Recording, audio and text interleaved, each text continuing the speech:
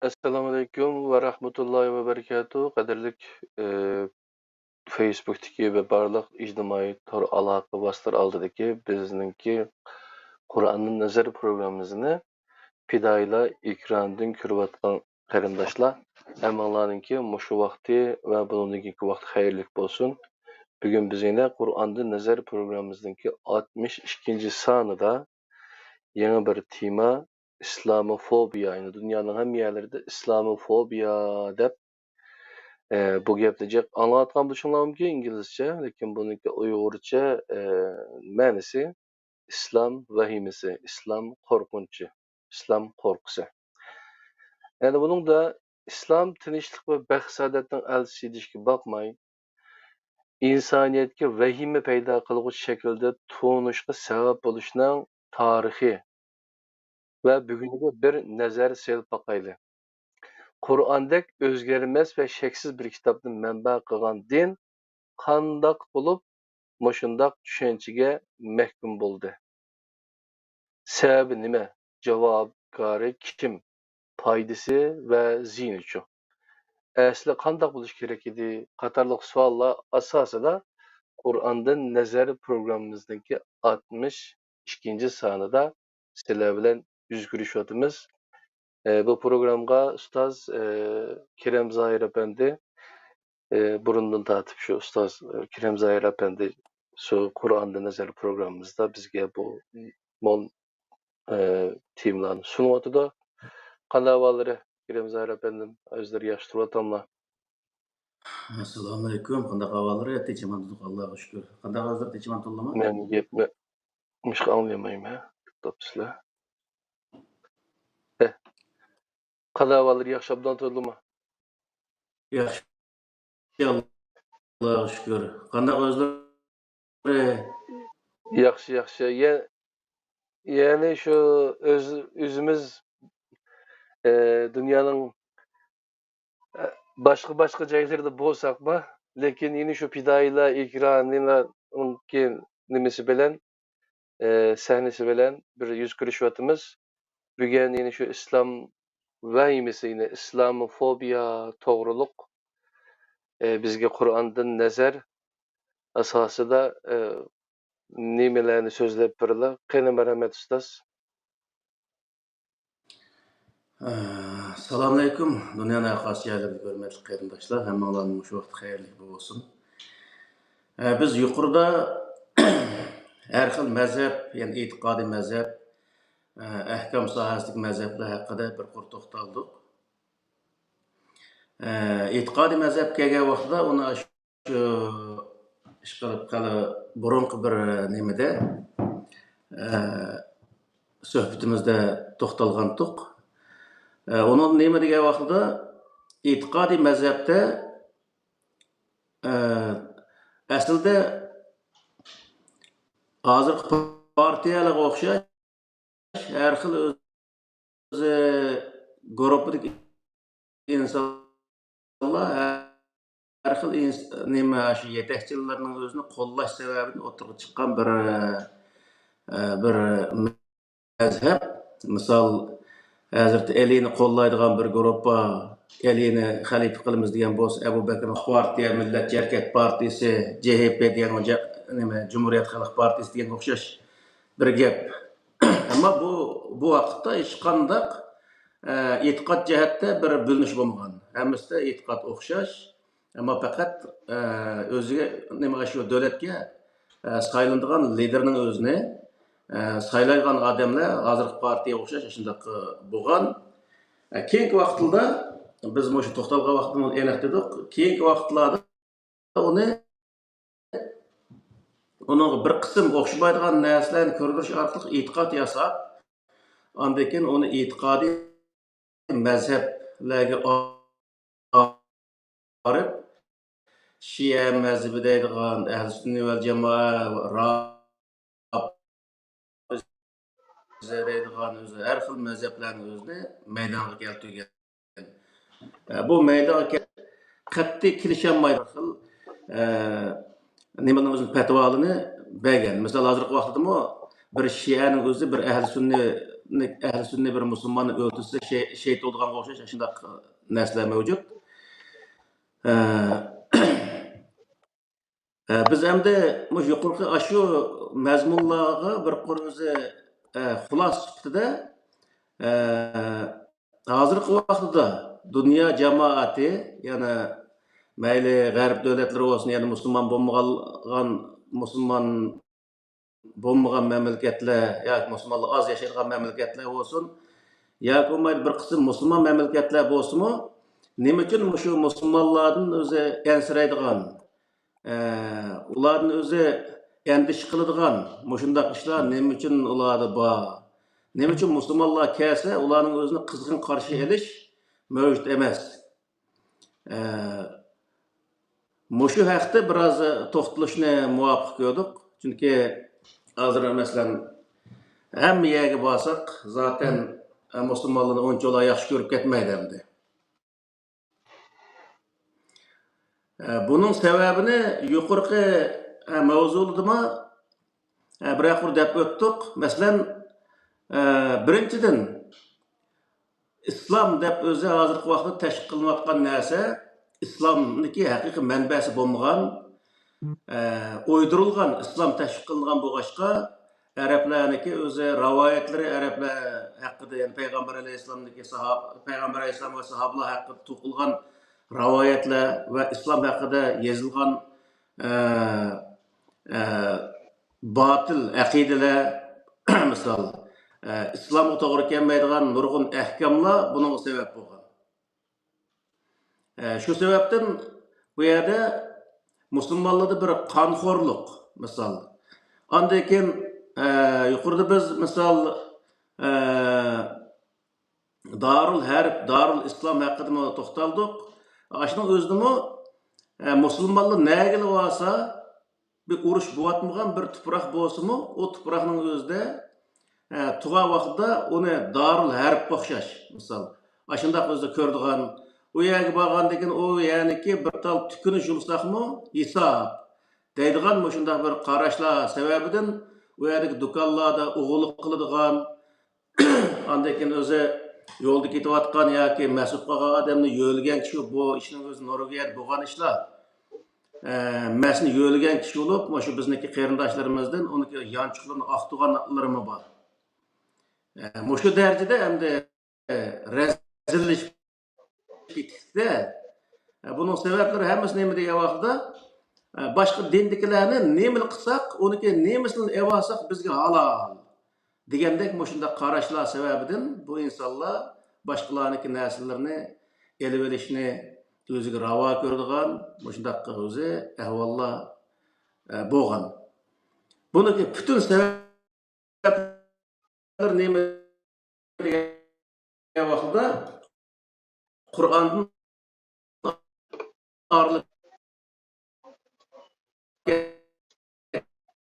ketgan Qur'onsiz musulmon bo'lish keltirib chiqargan.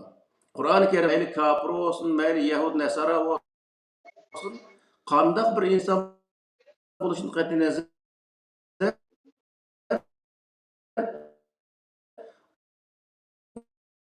uniki haqqini elib olish, uning bir narsani elib olish,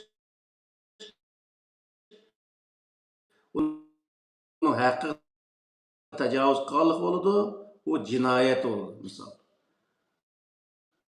Qur'on buni buyuradi. Ammo Qur'onlarga eslgandan keyin u narsani nima deydi? Birisi musulmon, birisi kafir.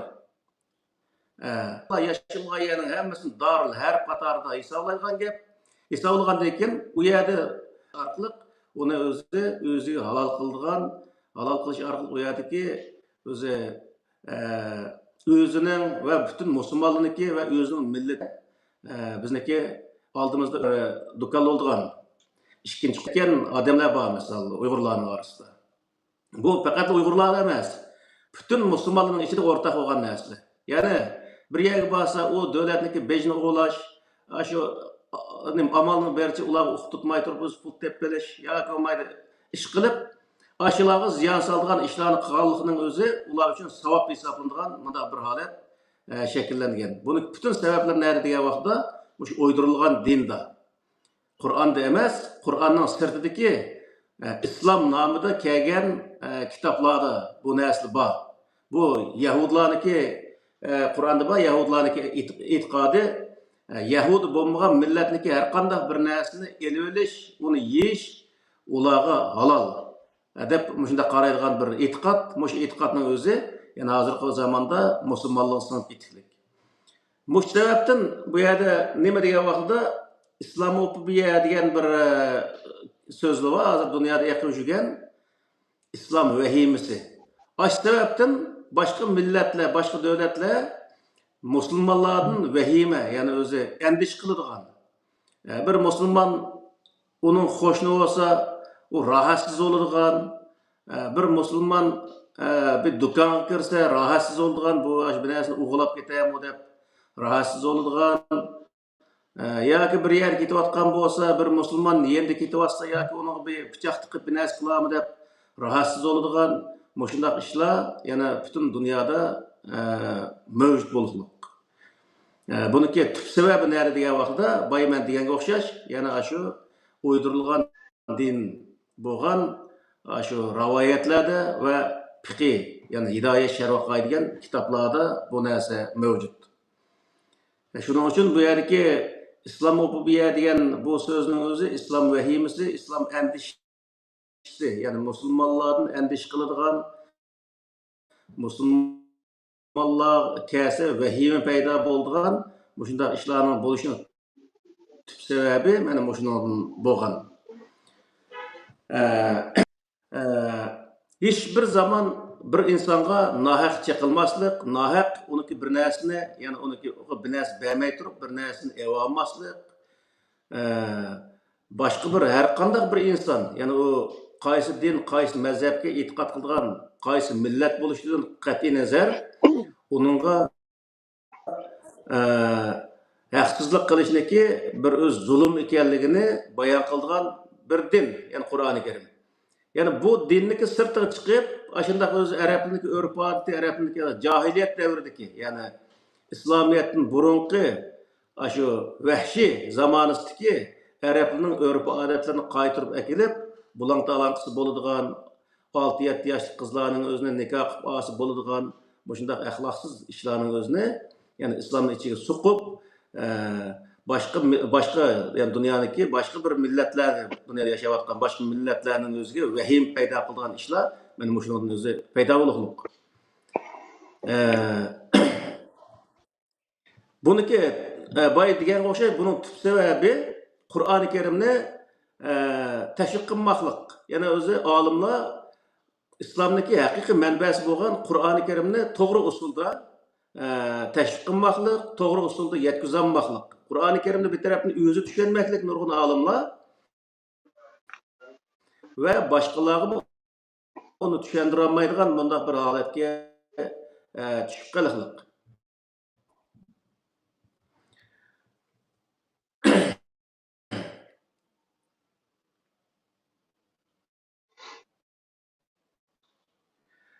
İkinci tarafı degan vaqtda, ikkinchi tarafi u Qur'oni Karimni tushungan va u millatniki madaniyatiga, urf-odatiga xoslashtirib. Bunun o'zini biz yuqorida o'tgan darslarda, masalan, ahkam mazhablar degan sohada bir qur deb o'tdik. Bu Qur'oni Karim Arab yerim oralida, ya'ni Makka, Madina tushgan Peygamber Aleyhisselam şu vaqtda Makka va Madinada oldiga kelgan masalalarning o'zini Qur'oni Karimdagi prinsiplarga tatbiqlash. Buni biz endi uningdan o'zi ulgu olgan vaqtida Peygamber Aleyhisselam şu ishidan ulgu olgan vaqtida biz qanday qilamiz degan vaqtida biz o'zimiz turayotgan yerdik yoki o'zimizning millatning oldidagi ishlarning o'zini, masalalarning o'zini Qur'oni Karimga to'g'ri, Qur'oni Karimning shu prinsiplarga to'g'ri tatbiqlash orqali masalani to'g'ri hal qilsak, Payg'ambar alayhisalom qilgan ishni biz qilgan bo'lamiz degan gap endi. Bunda qilmasdan qanday qiladi degan vaqtida Payg'ambar alayhisalom qilib netinchi chiqargan netinchiga uningdan keyin o ishning o'zini soldigan gap. Sağandaki o 1400 yıl burun peygamber zamanının özünde kılgan işler onun doğru gelmeydiğin gap. Şunun bilen özü mesele doğru hal kılanmay, milletni doğru yetekleyemeydiğin bundaq işler dini alimlarda mevcut buluqluq. Moşu noktada aytqan vaqtida dini alimlar hazırkı vaqtida Qur'oni Kerimden ibaret yani İslamdaki haqiqiy özü manbasini insonlarga to'g'ri usulda yetkazib bermoqlik. Milletning oldini to'g'ri yo'ritib bermoqlik. Mush sababdan millat aşı burunqi qalaq, yani o'zi 1400 yil burunqi zamondagi bir Arablarniki aşı ideologiya, qalaq ideologiyasini o'ziga singdirgan holda nega bo'lsa dunyoga patmaydigan, dunyoning ko'zi sat ko'rinadigan mushundaq bir holat shakllanadi. Hech kim o'zi mushu bir musulmon meni uyimni qashib kelib men xo'shnobdi, bu nihoyat yaxshi bo'ldi degan ishning o'zini masalan nurg'u yerda biz zaten anglamaymiz. Nima uchun degan vaqtida u musulmon bo'lgandiki ya terrorist bo'lishi mumkin, ya bu o'g'illik qilgan bo'lishi mumkin, ya ko'maydi. Ish qilib musulmon degan narsa bir insonga zarar bergan bir narsa bu. Bu insoniyatga foydasi yo'q deydigan bunda bir uqumning o'zini shakllantirib qo'ygan. Buniki tüp sebebini bayman degan o'xshash, bizniki mushu Qur'oni Karimga to'g'ri kelmaydigan ahkomlar va Qur'oni Karimga to'g'ri kelmaydigan aqidalarniki sababidan o'tirib chiqqan bir narsa deyildi. Shuning uchun buni tuzashniki birdan bir yo'li nima degan vaqtda Qur'oni Karimga qaytish va Qur'oni Karimni hozirgi zamonga muvofiq tushunish. Bu nihoyat muhim narsa. Ya'ni bu hozirgi zamonga muvofiq tushunishning sirtida bir meseleni tushunish kelsa, aşı meseleге munosabatli bütün oyatlarning o'zini tepib, shundan umum bir xulosa chiqarish orqali bir tushuncha hosil qilib, aşı buzilmaydigan darajada, yani mukammal holatda bir tushuncha hosil qilish orqali millatning oldini to'g'ri yo'ritib berish, mana bu nihoyat muhim. Agar shunday qilmagan vaqtida bir tal oyatga, ya'ni bir masalaniki bir parchasini yoki %10% ya 5%ni yo'ritib bergan bir tal oyatga estilgan vaqtida ashundaq qilsa, u vaqtda u masalani to'liq yo'ritib berolmagan bo'ladi. Shu vaqtda u chalqayib qolgandan keyin u anglagan odammi uning o'zini to'g'ri anglayolmaydigan gap. Bu yerda shuning uchun nima deymiz degan vaqtda har qanday bir masalani o'zi nima qilgan vaqtida millatga yo'ritgan vaqtida shu masala sohasida mayli 10 oyat bo'lsin, mayli 100 oyat bo'lsin, mayli 100 yerdagi oyatlar bo'lsin, shuning hammasiga ko'z yugurtib, hammasini to'liq o'zi biri xulosa qilib, undan keyin men bu masalaniki nemasi meni javob meni mandaq ekan deb javob bersa, u vaqtida hech qanday o'zi xatolik chiqmaydigan, insonlar uni qabul qila oladigan, insonlarning amaliy ahvoliga ham to'g'ri o'z javob bera oladigan bir holat shakllandi deganga. Shuning uchun bu yerdagi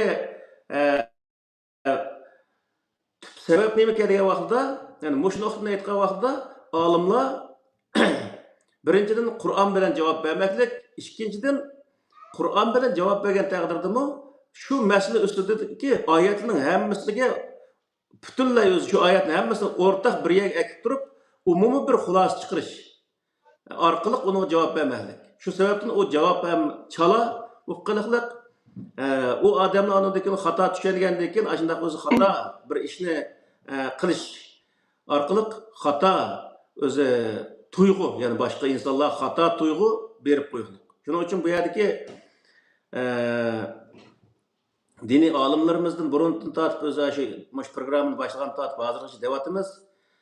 Bir-birimizni tillaganning o'rniga, bir-birimizga shu tillashga vaqt chiqqanning o'rniga, shu masalani tushunishga vaqt chiqarsak, u vaqtda biz hamma ishning o'zini to'g'ri hal qila olamiz. Biz bilan nima ishi bor masalan xalqniki? Shu diniy sohadagi masalalarga biz to'g'ri bir javob topaylik desa, uni topa oladi har qanday odam. Qo'lda hozir Qur'on bor, uni tushuntiradigan o'zi izoh lug'atlar bor. Misol bundaq bo'lgandan keyin buni mutlaq nima qila oladi? Tushuna oladi va insonlarga tushuntira oladi. Üçüncü bir sebep yana o'zi diniy olimlarniki xatolashgan tarafini keyin üçüncü bir sebebi nima degan vaqtda diniy olimlar dinni insonlarning yo'lini to'g'ri yo'ritib berish maqsadida bayon qilmoqlik. Uni tijorat shaklida insonlarni foydalash nurg'un o'zi buni butun olimlar emas. Bir qism radikal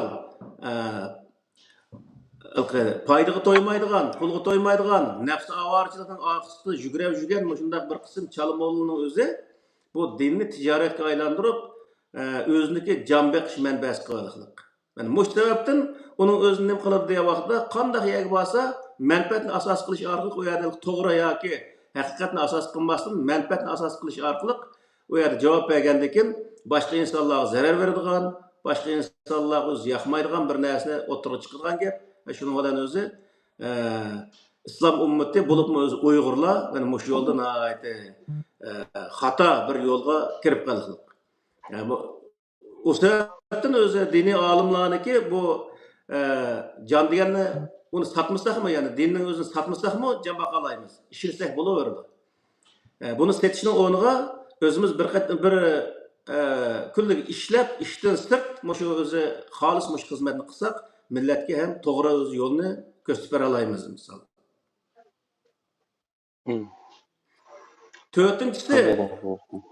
Dördüncüsü dini alimlar her işte milletin yetekçisi bulup aldığın bundak bir işler mevcut.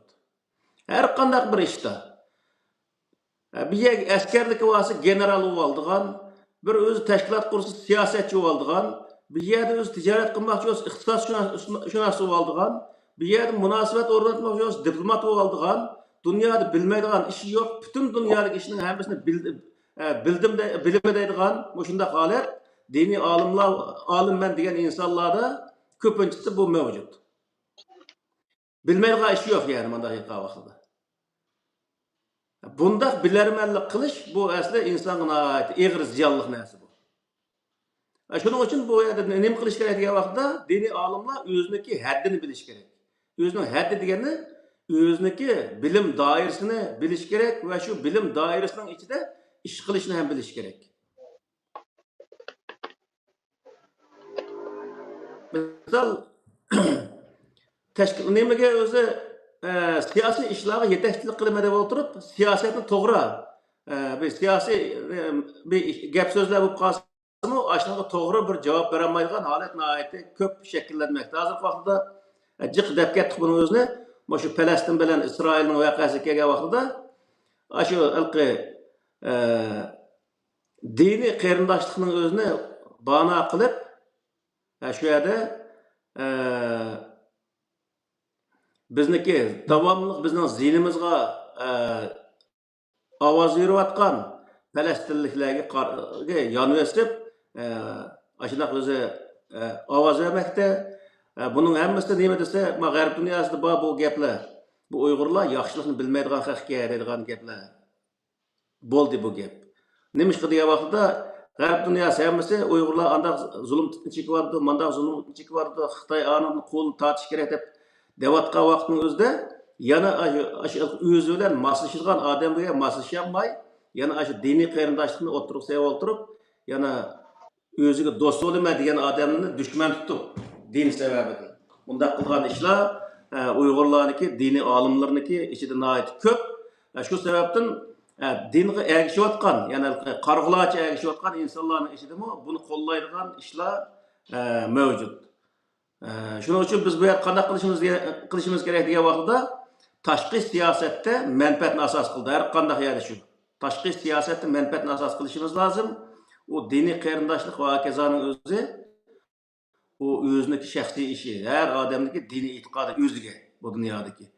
Shuning uchun bu yerda biz o'zimizni qutqizimiz degan bo'lsak, bu yerda o'zimizniki manfaatni asos qilishimiz lozim. Ya'ni davlat manfaati va milliy manfaatni asos qilishimiz lozim.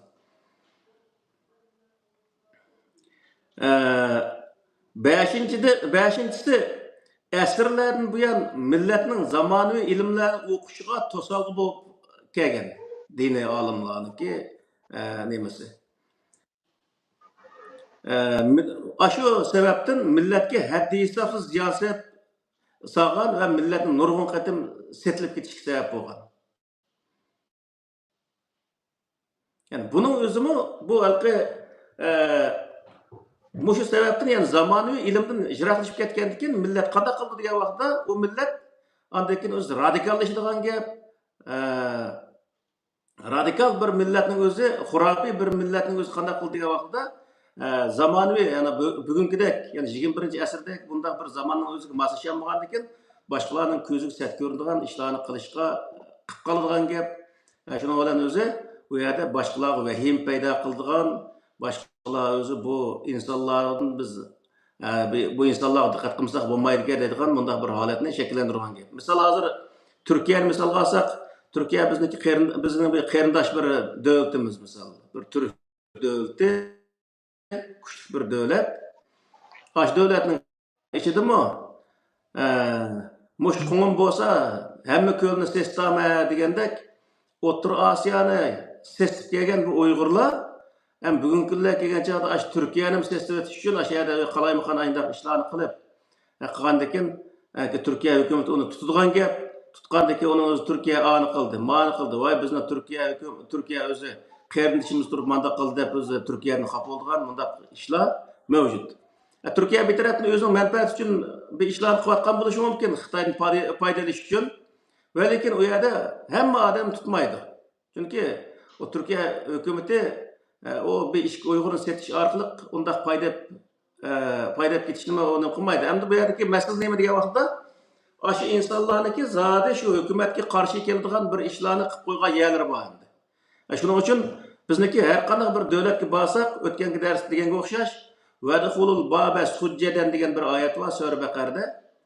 U shaharga sizlar o shaharning tuzumlariga bo'ysungan holatda kiringlar degan bir oyat. Biz har qanday bir davlatga borsak, u yer bir davlat borligi, u yer bir hokimiyatning borligi, u yer bir qonunning borligini his qilishimiz lozim. Ve şu kanunu boysungan halette o yer yaşışımız lazım. Şu kanun yol koygan kanunun ramkisi dairesi içinde özümüzün vatan millet davayımızı kılışımız lazım.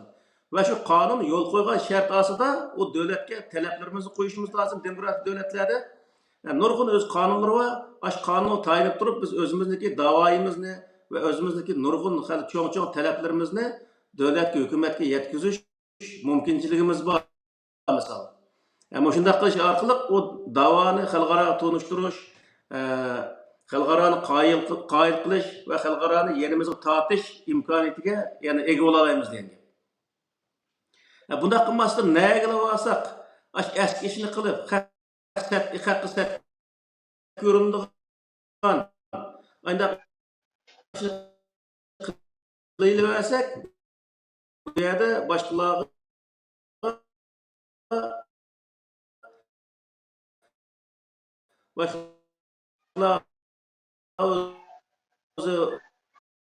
bu insonlarga yordam berishga bo'lmaydi kerak degan gap endi. O'z vaqtida Gitler ash Yahudilarni qirish uchun 10 yil sarf qilgan ekan. 10 yilgachilik bo'ldigan andaq eski millat, mandaq eski millat deb tashkil qilib, keyin 10 yildan keyin uni qirg'in qilgan ekan. Biz hozir bu Yevropa g'arb davlatlarida shunday eski ishni qilsaqchi degan vaqtda ular qanday bir yer keladi degan vaqtda shu Xitoylar qo'tonga shu eshakni so'lgandek qo'ton bizga islashlik qildigan, yordam beradigan ishlarni o'zini to'xtatgan gap bu. Shuning uchun biz davlatimizga yetkazgan oliy manfaatimizga ziyon soladigan bundaq ishlarning o'zini qilmasligimiz, shunday ishlarni qilish ehtimol bo'lgan qarindoshlarimizga ham buni nasihat qilib to'g'ri bir narsani bildirishimiz lozim. Yani İslam nima dedigani? İslam shunday o'zi islom qarasini paydo qilmaydigan bir holatni shakllantirgan. İslamofobiya. Oltinchisi dinni bahona qilib millatni milliy ruhi, milliy madaniyati, urf-odati qatorliq milliy kimligidan jiroqlashtirish orqali bu yerdagi boshqa millatlarga setilib ketadigan, o boshqa millatlarniki tuproqlarda beshi bo'lsa ashya ketadigan, ashya ketgandan keyin u yerdagi insonlarni, begunoh insonlarni o'ldirish orqali u yerdagi millatlarga ham sat ko'rinadigan bunday bir holatni shakllantirish bu nihoyatda o'zi og'ir bir jinoyat. Ya'ni uni biz nimada ko'rdik shu videoning o'zida, shu YouTube'da, shu nimaniki Suriyalik bir qancha ayollar bu yerga yig'ilib, ey Turkistonliklar, şu balalarını gap qilmamsizlar, o balalarını mush kelib bizniki erlarimizni o'ldirib, bizni tul qoldirish uchun, bizni balalarimizni yetim qilish uchun mush keldimi deb so'zlagan shu videosi bor. O her davlatniki ishini, o davlatniki xalqi hokimiyatida birlashib o'z hal qiladi. Bizniki u yerga berib, o xalqniki yutib berib, xalqni o'ldirib, unda qilishga bizniki hech qanday hojatimi yo'q. Hem u yerga berib shu ishni qilganimiz jinoyat. Yani boshqalarga biz vahim paydo qilgan ishlarni qilish jinoyat. Biz tumshug'imizni so'qmaydigan ishlarga so'qmasligimiz kerak. Biz qilgan ish nima degan vaqtda o'zimizning ishi.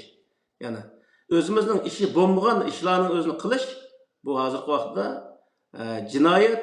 Bundaq ishlarga tashviq qilish, bundaq ishlarga yetaklash, yani diniy sohadagi olimlarni hisob qilgan vaqtda bu dinga qilingan bir o'zi haqorat, dinga qilingan bir hujum, millat qilingan bir xiyonat, yani mana shu vaqtda. Yettinchisi, har xil shuarlar ostida millatni xato yo'lga yetaklash orqali millatni vayron qilish. Bumi o'zi shu islom vahimasi paydo qilgan bir narsa. Masalan, qora bayroqni ko'tarib chiqib 2014-15 yılda şundaq avjab ketdikin o narsa xuddi butun dunyoni besib olgandek shundaq ko'rib ketdi nurg'un odamlar. Mana ko'rdingmi? Shu zot bir kun degan nurg'uyani ep ketdi bular. Bular deganda o'zi mana dunyoga hozir xalifani qurdigan bo'ldi deb shundaq o'zi hayajonlanib ketgan qarindoshlarimizni ko'rganmiz. O narsani bir bu dunyoning hozir 4 tal aeroplanni qo'yib bersa, şu aeroplan hammasini yig'ishtirganligini his qilmaganda şu odamlar. Misol. Aşı narsalarni nima degan vaqtda ashundaq o'zi xalqaro terroristlar orasiga kirish orqali dunyoga bir vahim paydo qilish. Buning o'zimi millatga ziyon solish, millatniki va vatanning davosiga ziyon solishdan iborat. Yani bundaq ishlarni qilish, yana islomofobiyasi deymiz. Yani o'zi islom yani musulmonlarniki boshqa insonlarga bir vahim paydo qilishdagi bir sabablar degan gap. Shuning uchun bundaq ishlarni qilish ham o'zi nihoyat cho'ng bir xatolik.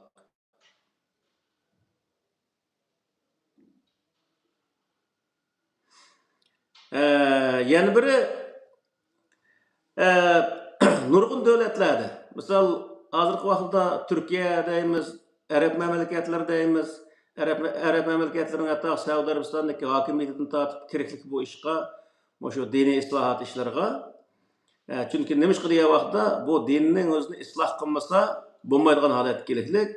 Butun hikoya, rivoyatlar din bo'lib ketgan insonlarni oldiga mang'il qo'ymaydigan insonlarniki o'zi hozirgi zamondagi ilm fanga intilmaydigan u narsa oxirisiga qarab boshqalarni emas, hatto o'zining keyin mavjud bo'lolmaydigan bir holatni shakllantirganlik qarta bir vahim paydo qiliqliq. Uning uchun Saudiya Arabistonidagi podshohsimi rivoyatlarni tamoman cheklash haqida bir gap qilgan bir zamonlar bo'lgan. Alloh taolo uniki umrini uzun qilsin deymiz. Tamoman cheklab astin Xudoyim bo'lsa be. Shu rivoyatning o'zini shunday Arab mamlakatlariga o'xshash, Turkiyaga o'xshash bir davlatlarda shunday ishlar avjilib hukumat ashuni qo'l tiqib uni amalga oshirsa, nurg'un o'zi boshqa davlatlardagi musulmonlarga yaxshi ta'sir bo'ldi misol. Ya'ni islom, ya'ni musulmonlar o'ngshilish taraf qarab ma'qul degan gap.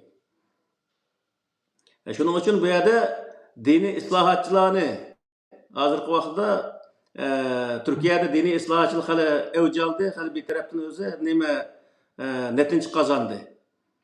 Hozir nurg'un insonlar ularning orqasidan mengyotdi. Bu islohot hamma yerda bo'lish kerak, shundaq vaqtda bizdan bo'lish kerak. Bizda degan vaqtda islohot, yani dunyoda islohot bo'layotgan vaqtda bizdan bo'lgan, ammo oz chiqqan. Misol 1920-yillar Abduqodir Domollam diniy sohada islohot qilish maqsadida hozirgi zamonaviy ilm fanni o'qish uchun insonlarni tashabbus qilgan shu vaqt yoshlarning o'zini o'qitaman deb bir o'zi uyni o'zi loyitib sug'ab qilayotganlik voqeligini yozgan shu Abduqodir Damolla haqida. Men shu vaqtdami mana Abduqodir Damolla'dek shunday bir islohotchi olimga boshqalar yordam bermaydigan bir holat shakllangan. Yani bizniki millat aramızda bir inson chiqib to'g'ri gapni qilib, shunday qilmasak dunyoning oxirisi qilib qoldi ekanmiz deb o'tirib chiqsa, uning o'zi yantayoq bo'lib, hamkorlashib u ishni birga qilganning o'rniga u insonning o'zini yolg'iz tashlab qo'yib, shunday qilishning natijasi nima bo'lgan degan vaqtda o'zimizni shunday islohotchi olimlarni o'ltirgandan keyin bizniki holimiz bu kun kelgan. Hozir endi biz hozir boshqalarga vahim paydo qilish emas, o'zimiz yo'qolib ketamizmi yo bog'lamizmi deydigan o'zimizga undaq vahim qildigan bunday holat shakllanaylik. Buning hammasi sababi nima degan vaqtda millat o'zini isloh qilmagan, islohotchilar chiqqan vaqtda uni chet qoqqan, o'ltirgan, mesela Abduqodir Damollani o'ltirgan bo'lsa, Chingizxon Damollanga o'xshash yana boshqa olimlar chiqqan, nima Abduxoliq Uyg'urga o'xshash mundaq o'zi kishilar chiqqan ziyolilar, mana shu odamlarning o'zini nima qilgan desa, chiqishtirib o'ltirgizib va chet qoqib shu Chingizxon Damollaning o'zini insonlarning orasiga boshqa insonlar orasiga olmaydigan shunday holatni shakllantirgan. Ya'ni bu bizni hozirgi vaqtda uning bilan salomlashmanglar. Uni o'zi oshxonaga kirdim biz nimaga tar ko'chadagi oshxonaga men kirsam, o'sha yerda chiqib keting dedi. Chiqib ketdik. U yerdan chiqib ketgan bir yerimiz kamib qolmadi, lekin o'sha insonlar nomus qilish kerak misol. Bizniki shu videolarimiz hech qanday bir narsa anglamay turib, bizni mana shunday qilganning o'ziga o'zi faxrlanib ketgandi, balki ko'rdingmi mana oshxonadan chiqaryaptim bunda go'yning o'zinde. Dunyoda o'zini isloh qilmagan millat boshqalarga vahim paydo qilishning sirtida o'ziniki yo'qolib ketish uchun o'zi vahima, ya'ni o'zi qayg'urgan holatga tushib qolgan gap. Shuning uchun bu yerdagi bizniki tariximizda bunda islohotchilar davomli chiqib turgan bir tal ikki taldan ama jiq chiqmasimi, va lekin shu odamlarni shu radikal mollalar kunayman ularga. Chet qaqqizgan millatning o'zini ularni jiroqlashtirgan, uning har xil qalpoqlarni kiydigan Abduqodir Yapchan degan saranga o'xshash bizning o'zini nima deydi desa, xotin taloq dexe. Sen bizning xotinimizni taloq qilgan kimsan? Haddingni bil deymizda. Yani muşu dersde o'zi eshib ketdik misol. Bizning gapimizni to'liq anglamasdilar, berib u kafir, murtad, murjid nima deydi, ish qilib binasini deb xotin taloq, kafir deylik. Mana bundaq gaplarni millat diqqat qilish lozim. Bu adamlar o'zi biz davomli devatimiz delil isbotini kel. Delil isbotini qo'y, bizniki xato degan yerlarimizning o'zini delil isbotini qo'yib, men xato deb isbot Qur'onga asosan deb baqsam-da shu mesela xotin taloq desimi masalanchi. Men Qur'onning ma oyatiga asosan bularning xotin taloq deb baqsichu. Qur'ondagi taloq nikoh oyatini bilmaydigan gapda. Qanday chog'da xotin taloq bo'ladi yoki bo'lmasa. Ajoyib.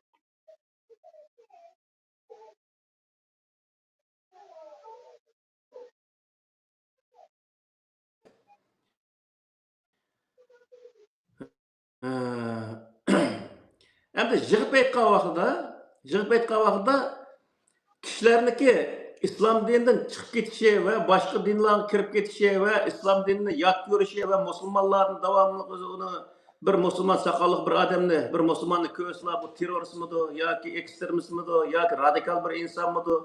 Bana ziyo yetkazib qolamı deb boshqalarniki ensiraydigan bir holat tushib qolishning butun sabablari nima degan vaqtda islomning asosi bo'lgan Qur'onni ijroqlashib ketish va Qur'onni o'zi ijroqlashib ketish bir tarafdan. Ikkinchi bir tarafdan diniy olimlar Qur'onni yetkazgan vaqtdami uni to'g'ri usulda to'liq bilan yetkazolmoqlik. Mana bu ikki sababdan insonlarimiz o'zi islomni tushunmagandan keyin davomli o'zi boshqalarga vahim paydo qildigan gerçi o'ziniki ko'nglida boshqalarga vahim paydo qilay, boshqalarni qo'rqitay degan niyat bo'lmasa-mu, uniki tug'an turg'i qarab lekin boshqalar o'sha inson yaxshi inson emas, qo'shaydi degan bir holatni shakllantirgan bunday holatlar hozirgi musulmonning ahvolida o'tirib turibdi endi. Shuning uchun bu yerga masala nima degan vaqtda biz islom boshqalarni qo'rqitish uchun, boshqalarga hayva qilish uchun, davomli boshqalarni o'zimizga dushman qilish uchun kelgan bir din emas. Buni biz bilib olsak bo'ldi. Islom boshqalarning o'zini o'zimizga yaqinlashtirish va u islomga kirishga biz vosita bo'lish, bu islomni biz to'g'ri tushuntirish orqali islomga kirishga vosita bo'lish, mana bu islomniki bizga qo'ygan talablari va bizni buyurgan narsalar, masalan, Val Asr surasi buni aniq o'zi ifodalab beradi. Shuning uchun bu yerdagi asosiy maqsad kelsak, ya'ni yuqorgi temaga kelgan vaqtda islamofobiya degan bu temaga kelgan vaqtda musulmonlardan boshqa insonlar qo'rqish his qilish yoki andish qilish o'xshash shunday bo'lishning butun sabablari nima degan vaqtda o'zimizning tug'an turqidan biz bir odamdek yoki bir odimiylikni biz chiqarolmaganligimiz uchun boshqalarga bir atigalik bunda oldimiz yerimizdan o'tgan vaqtda shu nerede yaşagan bo'lsak shu til bo'yicha yo xayrlik atigan yoki bo'lmaydi yaxshimisan degan gapning o'zini biz qilolmaganligimiz uchun qopig'imizni sangiltib turib unuga muomala qilganligimiz uchun boshqalar bizdan shunday qilib vahima nima qildigan gap endi bu odam vahimalik odam ekan bu deb insonlarga yaxshi ko'rinmaydigan bunday bir holat shakllanadigan gap. Shuning uchun biz ravoyatdan bor bu narsalarga tunumsangda boshqa odamga salom qil deydigan bir ravoyatlar bor. Qur'onda tunga odamga salom qil demaydi u yerda. Salom qil bir odam salom qilsa uning o'qishini yoki uning yaxshisini o'zini qaytaring deydi. Ya'ni bu yerda nima degan vaqtda boshqalar salom qilgan vaqtda uning yaxshi tilaklarda bo'lish va o'zimiz oldida amalni bercha uning salom qilish bu nihoyat yaxshi bir axloq. Bu salom deganning o'zi insonlarning orasidagi munosabatni tirildiradigan bir yaxshi bir narsa. Qur'oni Karimda o salomning o'zini tahiyya deydi. Tahiyya degan tirildirish degan ma'noni bildirdi. İnsanlıqni tirildiradigan, oralikdagi munosabatni tirildiradigan, o'zining yaxshi odam ekanligini namoyon qilish orqali o'zining insonligini boshqalarning oldida tirik ko'z tutadigan bir narsa. Shuning uchun bu yerda boshqalarga yaxshi muomala qilishimiz u islom nihoyatda o'zi o'tirib qo'ygan go'zal bir narsa endi.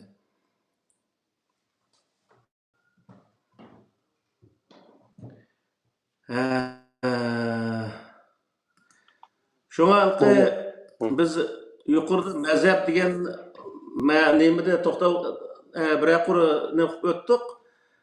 Shu mazhabning o'zidimi mazhabni o'ltiradigan mazhab qarshi turadigan, musulmon qarshi turadigan bunday holat shakllangandan keyin dunyodagi insonlar musulmonchilik degan shunday narsami deyish orqali u musulmonlikni zerikkandek bunday bir qiyofat, bir holat shakllanlik.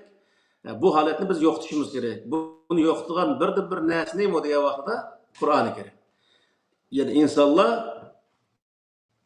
Qur'oni Karim qaytgan vaqtda Qur'oni Karim ta'riflagan axloqqa ega bo'lgan, Qur'oni Karim buyurgan ilmga ega bo'lgan vaqtida boshqa insonlarga o'xshash o'zi ilmli inson bo'lgan bo'ladi va boshqa insonlar dunyoga yetkazgan manfaatni yetkaza olgan inson bo'ladi. O vaqtda boshqa insonlar uni hatto o'gindigan holat shakllanadigan gap. Ya'ni yig'ib aytgan vaqtda Alloh taolo aslida musulmonlarni Qur'onga itoat qilish orqali dunyoga muallim bo'lish, dunyoga yetakchi bo'lish, dunyodagi yomon illatlarni tuzishda aldınqı orunda buluş üçün bu Qur'an-ı Kerimni düşürüklik misal. Ama musulmonlik gerçekçi degan vaqtda hozirgi vaqtda musulmon tam uning aksincha bo'lib hech bir zaman o bir insonga yaxshi bir narsaning o'zini shakllantiradi.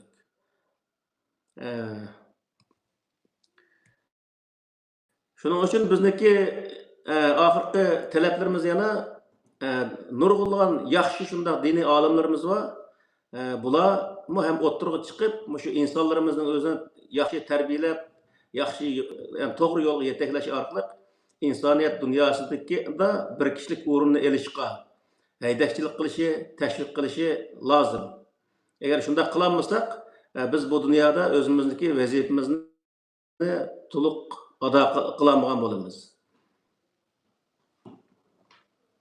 Xo'sh. Allah razı olsun. Naydi yaxşı bir ders oldu.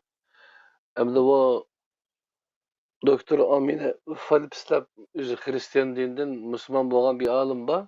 Dünyadaki en çok Tor İslam Üniversitesi kuran adam. Şu adam var, şuna dedikken hem de o mektep gibi 20 yıldak oldu. Bu işitler çıkıştın burun mu batı da mektep. Şu vaqt yazgan bir narsasini bana bek ta'sir qilgan. Bizning hozir hayotimiz Musulmon bilan islomning o'xshamaydiganligini boshqalarga deyish bilan avaro bo'lib ketamiz debchi. Ana musulmonning qilayotgan narsasi, endi biz islomda tushuntirayotgan narsaga tushmaylikda masalanchi. Onu keşke şu, ya sen bunu aralashtirolmagan deydi. Şoňalyk Qur'an'a Muhammed Aleyhisselam'nınki öz elçilik vazifesini yetkizip bergen bu Qur'an-ı Kerim arkalık biz üzümüzni Kur'anlandırmagan vaqtimizda keşke şu başkalarınınki din dep sunuvatkan fiqhini dinleştirip yoki mezhepli dinleştirip bizge sunuvatkan bu xil en'anevi düşüncelerden biz sirilip Kur'an'ın özü kelmegen vaqtida bizninki emellerimiz var, aşında hata emellerini sadır kılıdığan olumuz. Ondan keyin biz bir Müslümanlıkның ya İslam'nınki doğru bir nimisiga, ülgüsüge ayrılanmayımız da. Şunun olan iş çatak çıkılan gap, sile degendek, şu Kur'an'dan teyip gitiş, bu birinci çoğun mesele. İkincisi, şu özünün mezhep, akide düşüncelerini din kılıp eliş.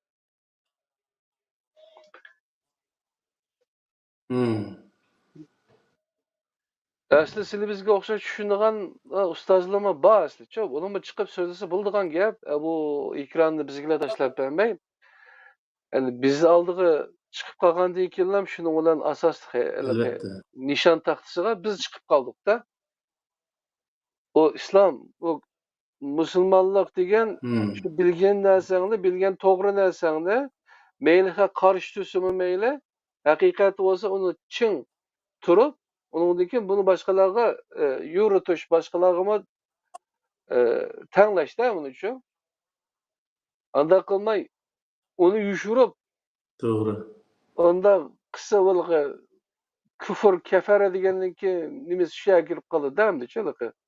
Haqiqatda sen yushursang, şu kafirlik qilgan bo'lasan-da.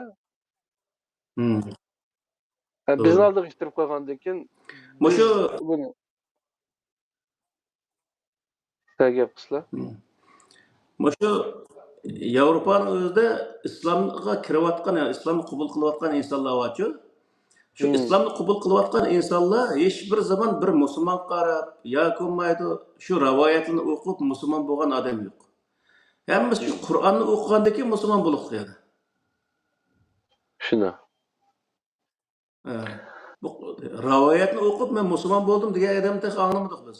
Qur'onni o'qigandan keyin o Qur'ondagida o insonlar izlayotgan narsalarni topgandan keyin ham nurg'a shu zodi Qur'on u bosh o'qigandan keyin insonning aqliga, mantiqqa, amaliyotga uyg'un bir narsa chiqayotgandan keyin, to'g'ri bir narsa chiqayotgandan keyin, uni keyin o'zi ma to'g'ri narsa ekan deb uni qabul qiliqliq. Aşındaq turuqluğun yanıla özü biz cahillik qılıp bu yerda o rivoyatlarni islom yoki o'zi islomning bir parchasi, o Qur'onning o'zini aşınib olib tushangil olmaydi deydigan nima haqqimiz bor deymanda? Nimasi bor bu Qur'onning zot tushangil olmagan? Qur'onda o'zi debdi, uni tushunolmasang, uni bayon qiladigan nimasi bor bu yerda? Alloh taolo shu sen tushunolmagan oyatni boshqa oyatlar orqali bayon qiladi misol. Allah o'zi tushuntirsa u yerda uni tushuntirgan boshqa bir rivoyatni kelishga nima hojat qoldi? Shuning uchun bu yerda nima degan vaqtda biz islomni mujmallashtirib, arabning urf-odatini, madaniyatini, hikoyalarini qo'shib, butunlay o'zalqi o zot dinni topqilinmagan bir holatga ekib qo'yuqliq. Uning uchun biz haqiqiy dinni qaytamiz, dinimizni isloh qilamiz degan bo'lsak, asli din isloh qiladigan narsa, biz dinimizni haqiqiy dinni topamiz desak, qanday qilamiz degan vaqtda Qur'on qaytgan vaqtida haqiqiy dinni topgan bo'lamiz. Hem Qur'ondagi prinsiplarni tushundigan bo'lsak, u vaqtda bizga har qanday narsaga javob bera oladigan bir narsani topgan bo'lamiz. Qur'onning prinsipini tushungan odam hech qanday bir narsaga o'zi javob bera olmaymi demaydi. Nima uchun degan vaqtda prinsip orqali u bir nima formula mana aytgan vaqtida. Xudo uch bulongdagi bir formulasi bor. İki taraf ping-ponglar yig'indisi bir yan taraf ping-pongga teng degandeklar. Aşındaq chiqdi bu. Birga ikkini qo'shsak 3 degandek o'zi o'ning nimasi xulosa chiqaverdi. Shuning uchun bu yerda biz hech qanday uningga ansiraydigan, uni javob bera olmaydigan yoki bo'lmaydi. Javob berish uchun boshqa bir narsalarni uningga juflash orqali javobga erishadigan mundaq bir narsa asla mavjud emas. Payg'ambar alayhisalom deydi, tamam. Peygamber Aleyhisselam'ın qilgan ishi yoki bergan javobi shu zamondagi ishlarga, shu zamondagi vaziyat qarta bergan javob. Ham uni o'zini akilib, hozirgi vaziyat, hozirgi ahvol qarta uni ishlatsak, u 1400 yil burungi zamonga davrni qaytarish to'g'ri kelgan gap. U asla mumkin emas. Biz buni bu vaqtda qanday o'zi his qilishimiz kerak degan vaqtda Peygamber Aleyhisselam agar hozirgi vaqtda bo'lgan bo'lsa, hozirgi vaqtdagi ahvol nima? Shu masalaning o'zini Qur'onga to'g'ri tatbiqlash orqali masalani hal qilgan bo'ladimi? Yoki 1400 yil burungi bir voqealikka selishtirish orqali uning o'zini o masalani hal qilgan bo'ladimi? Mana buning o'zini his qilsaqlar biz to'g'ri narsaga erisha olamiz. Agar payg'ambar alayhisalom hozirgi zamonda bo'lsa, masalaning o'zini hozirgi zamondagi masalaning o'zini Qur'onga tatbiqlash orqali masalani to'g'ri hal qilgan bo'ladi. Biz uning uchun nima degan vaqtda hozirgi zamonda bo'layotgan masalani Qur'onga to'g'ri tatbiqlash orqali masalani hal qilganimiz Payg'ambar alayhisalomning shu zamondagi ishlarning o'zini Qur'oni Karimga tatbiqlash orqali masalani hal qilgan bilan o'xshash bo'lganligini biz his qila olamiz degan. Ya'ni Payg'ambar alayhisalom tutgan yo'lni tutgan bo'ldik degan gap boshlab qilsak. Ya'ni Qur'oni Karim bu vaqtda prinsip belgilagan bir kitob bo'lg'achqa şunu prinsiplerini to'g'ri bilsak, o vaqtda masalani shu prinsipga to'g'rilash, nima qilish, tatbiqlash orqali uni hukm chiqarish bizda tamoman o'zi mumkinchilik bo'ldi, to'g'ri hukm chiqarg'ili bo'ldi yani. Bizniki shu ahkam sohasida, jinoyat sohasida so'zlagan videolarimizni bir quruq anglab chiqsa bo'ldi. Mana shu videoning o'zida nurg'unlagan narsalar bayon qilingan shu yerda. Bayatımız seni tep gitmeden hiç qanday bir insan rivayet okup bir Müslüman boğuldum degen anlap bakmadık. Mesela Amerika'daki dağınlık bir senetkar adam var. Hazırki ismi Yusuf İslam. Onu öz vaxtında Cat Steven'de o şu gitar bilen nakş ettiği adam. Bu adam Müslüman buluşuna sebep olan neresi mi? Kur'an-ı Kerim çok. Aksininki soğuklan Kur'an-ı Kerim'de. Uyda saklap birkaç 10 yıldan keyin ko'rdi. Sürü Yusuf degan Yusufni o'qib, şeyde Müslüman bo'ladi bucha. Ama Müslüman bo'lgandan keyin bu Saudiya Arabistonninki, bu Vahabilar bilan Vahabizm aqimininki, yoki Sunniy dinininki rivoyatlar aqim bilan nima bo'lgan bu muzika haram degan fatvolarning ta'siri bilan gitarni chiqib etdi. Ama 30 yıldan keyin Hmm. o qaytadan gitarını aladı kulğucu. Elep hazır hem de yine şu gitar bilen, sanat bilen İslam'ın güzellikini dünyaga tanıtdı hem de. Ama 30 yıl kaydırıldı da kodalık Elbette. Beni İsrail e, Hmm. Sina çölüde 40 yıl bolgan okşaş. Rivayetninki tesirden naşucu. Nayetine inik bir örnek yapmışı. Hmm. Şunu olsa bir 30 yıl ketmeydi ya. Doğru. Bir, bu hakiki bir Kur'an-ı Kerim'deki İslam'a geliş üçüncü. Şu Kur'an'da biz bütün Elbette. kainatni, bütün nimeni şunda isil nimelen yaratkan bir Allah biz düşünemediğin bir kitapni düşürüyor ama bizge üçün. Her xil tilini yaratkan, Ha. her xil milletni yaratkan. Bu Allah hem de şu bir insan düşünemegidek bir kitapni bizge Muhammed Aleyhisselam arqılı bizge yetkizip, onundan keyin u yetmey, Hmm. hadis olmasa, yak olmasa, bu fiqhi kitaplar bolmasa, bu Kur'an'ı düşünemeydigan muşula bir din mi demdi uçun? Oylap baksalı da xalq. Elbette. Bu Allah kıldığı Doğru. bir hakaret. Muhammed Aleyhisselam'a Allah'ın elçisiga, İslam elçisi kıldığı bir hakaret demdi bu uçun. Elbette.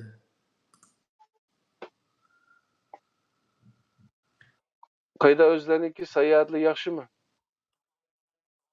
O taraflı mı bağımike ya bu Yaxşı Allah'a düşünmeyen şükür. insanlar. Bakıyorum şu Azerbaycan'da İmam şu nemenin özüm o men tuğa yadım bir 3-4 adam bilen yani belki gaplarni testarak düşündük emiz ama düşergil boldu. Bizge yakın gaplar jıqqa bolady ki. Hmm. Paranlaşıp nurgullara dostluq kaldık. Hmm. Taki Moşundaq pikirlerning özünü kollaydigan adamlar barki. Moşulardaki 20-30 adamlarning arasından bo'layotgan gapda. Azerbaycan bo'yicha hali jiq adam bo'lishi mumkin. Turkiyaniki nimalarni jiq ko'rdik bular. Ha, iki devlet bir millet de bek Ha, mis yaxşı bulan münasebet. ha.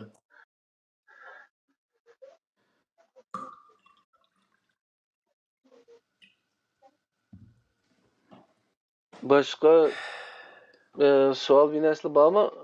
Fiday Ustaz.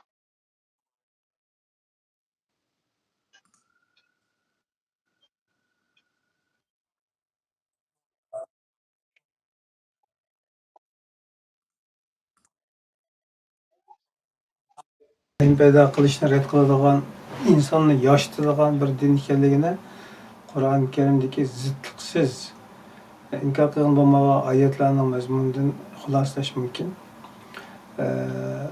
Bundan boshqa ko'ga yerda o'ltirish, qo'lni kesish, rejim qilish qatorliq nurg'un hukmlik oyatlarningki asli tub maqsad g'oyasining qandoq ekanligi, to'g'risidan din bo'lganligi munosib programmalar deyilganligi uchun bugungi programmada ayrimini afzallashning hojati yo'q.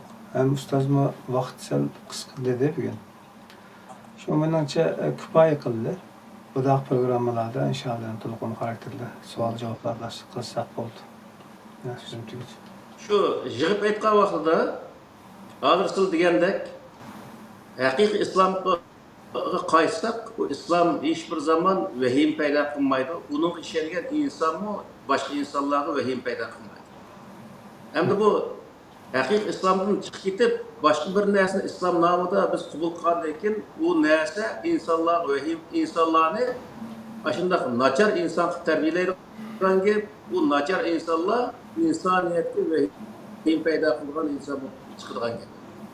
Onun için bizim devatlarımız ne desek, biz yaxşı, isil bir insan bolaylı desek, Allah Teala'nın isil şu diniga qaytışımız şu arqılıq özü qaytsak, özü biz resmi isil bir insan bolalaydıqalığımızı Allah Teala'mız zaten deyiklik. İnne ekremekum indallahi etqakum diyenler özümü aşını bildirir misal. Allah Teala'nın buyruqlarını hata icra qilishdan saqlangan insan, yani to'g'ri icra qilgan insonlar insanların en hürmet sazaver olduğu insanlar buldu. Diyenlekin biz hürmet sazaver, başka milletlerle hürmet kılgan bir insan bolumuz desek, hakiki doğru insan bola alırsak, o vakti başka insanlar bizni hürmet kılalaydı. To'g'ri inson bo'lish uchun biz dinimizda musulmon bo'lgandan keyin biz haqiqiy islomga qaytsak Qur'ondan iborat. Bu vaqt biz to'g'ri inson bo'la olmaymiz. Uningsiz biz hech bir zaman to'g'ri inson bo'la olmaymiz. Ham shu mavzuniki beshlikka o'xshashlar boshqalarga o'z vahim paydo qiladigan, boshqalar yoqtirmaydigan, insoniyatga yoqmaydigan bir inson bo'lib chiqamiz. Bu vaqtda bizning ishimiz hech qachon o'zi hal olmaydigan gap buni. Shunga diqqat qilishimiz lozim. Nima anaqa? Oxir davona alhamdulillahi robbil alamin. Ben bir sual sorup olay. Başkalar sormagan bolsa. Yani bu anaqa nimalarning kitibida bazı alim deb qattiq mujohid alim deb ismini men demay. Aşağıda bir ayetni, ilg'i turhabun degan ilg'i bir ayet var-ku. Bularga düşmanlarga, yani kafirlarga, hiliqi kafirlarga qo'rqinch selinglar degan ayetni. Şu ayetten misal hep görüp, yani Müslüman, hakiki imani kamil Müslüman, hakiki mücahid Müslüman, irhabiyin hele. Başkalar, kafirlardan korkutulgan her zaman bunda karşısına çırağı şu. Bu titrep turanmaydigan aynan bir halatı buluş gerek de beni düşündürdü. Sizce doğru mu? Xato u. U yerdagi narsa nima o'zi aduvakum degan ibora bor beshida. Sizlarning dushmaninglar degan gap. Shu nochilar, ashundaq bak nochi yo'g'adigan Xitoyni kunligi suydiryapsinchi, bir qo'shib ketaylik. Bizniki ash nochi insonlar. U oyat turib Xitoy necha ming kilometr yer qilib qoldi. U Xitoylik o'z ishdan suyib turdi insonlar. Hamsa o'zing dushmaniga qarshi ashundaq o'zing dushmaniga vahim sola oladigan bundaq holatda bo'l degan gap. Bizga dushman bo'lmagan bir insonlarga vahim selish bu insonlik to'g'ri kelmaydi. Qur'oni Karimniki bu butunlay o'z Qur'oni Karim cheklagan bir narsa. Onun uchun bu yerdagi masala nima degan vaqtda bu yerda aduvakum degan kelimani bilish kerak insonlar. Sizlar o'zingizning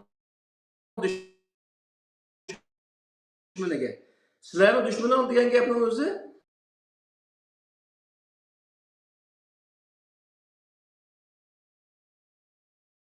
düşmanımız ayrı. Hazır bizim düşmanımız Xitay, onun başka bir düşman yok. Biz o yer Palestinlik'in düşmanı, o bu da onun beri hech qanaqa hojat yo'q. Shuning uchun bu yerdagi masala nima degan vaqtda nima va turhibuna degan bu iboraning o'zini Xitoyni qo'rqitadigan bir holatda biz o'zimizni ashundaq o'zi shakllantirishimiz, ya'ni ilm jihatda bo'lsin, texnik jihatda bo'lsin, har jihatdan ashundaq hozirlikda bo'lishimiz bu nihoyat muhim. Ama bu yerdeki narsa nima desa, oldimizga uchirganlar har qanday bir o'z odamni qo'rqitma desak, bu sarangning ishi bu faqatla. Sarangni boshqa odam bu ishni qilmaydi.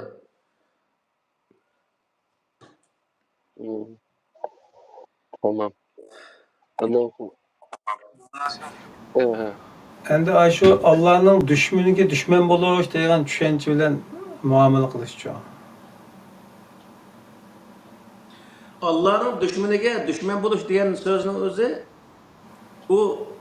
u yerda Alloh taolo bizga mening dushmanimni sizlar dushman tutinglar, uning o'zini siz yo'qotib bering degan to'g'ri hech qanday oyat yo'q. Aduvakum deganning o'zi kelim bor va aduvallohi degan kelim bor bu yerda.